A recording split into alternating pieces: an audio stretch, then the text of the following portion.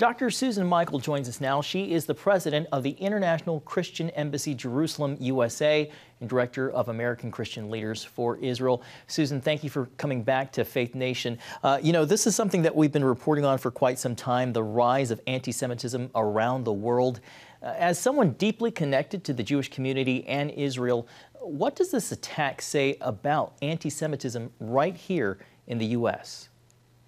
Well, it's absolutely shocking, first of all, and I just want to say heartbreaking. I've met both of those young individuals, and our organization leadership in Jerusalem are very close to Yaron's family. And so this struck very, very close to home. I also lived in D.C. 30 years, working very closely with the Israeli embassy, attended events all around the city. Just 2 weeks ago, we had a big event with Jews and Christians at another museum in D.C. So this just hit very, very close to home, and it's a very serious wake-up call for all of us. The Jewish community has been trying to get our attention about the dangers of rising anti-Semitism and this violent stream of it. A few of us in the Christian community have been doing the same, but now is the time. The Jewish community should not be left alone to combat Jew hatred. Their friends need to stand up for them. And so I see this as a real warning signal for the Christian community in America to begin to understand better what is anti-Semitism, how to recognize it, and how to stand up against it.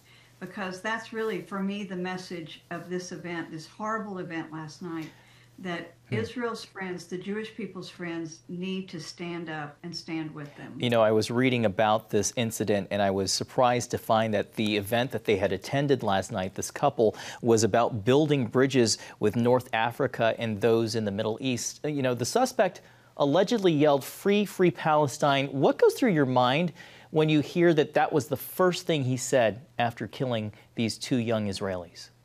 Well, he just murdered 2 Jews, and it's not going to do a thing to help Gaza or Palestine. So it's just an excuse.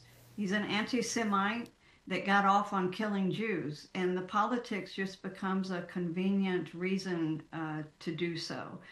But it is a clear message that we need to really address the dangers in this liberal, progressive, anti-Israel, anti-Semitic movement that is becoming aggressive and increasingly violent.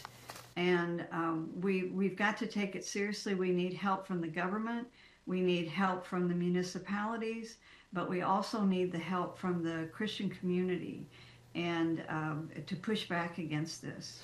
Do you think that we possibly could see more kinds of attacks like this, not just here in the United States, but around the world? And are your Jewish partners concerned about also being targeted?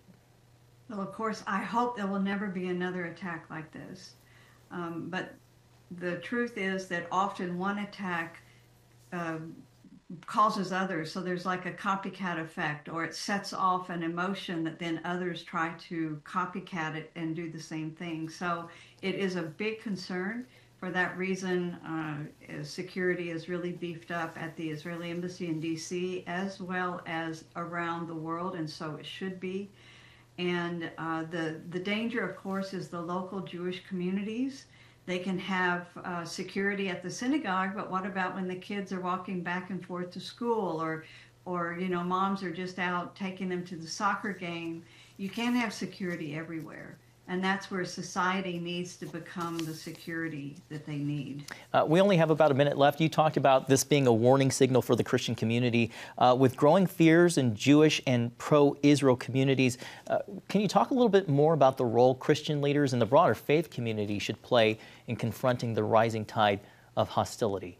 Yes, well, for several years, I've been building educational resources, books, online courses, speaking, hundreds of articles in order to educate. So we now need to invest the funds to actually reach the Christian community in America. It's a big community, it costs a lot of money, but to reach them with these educational tools, engage them, educate them how to recognize anti-Semitism, and then mobilize them how to stand up against it. And one of the greatest antidotes to anti-Semitism is relationship. And so we're building relations between Jews and Christians to help push back as well. Dr. Susan Michael with International Christian Embassy Jerusalem, USA, and American Christian Leaders for Israel. We appreciate the work that you're doing in building those relationships, and thank you for being here tonight. Thank you.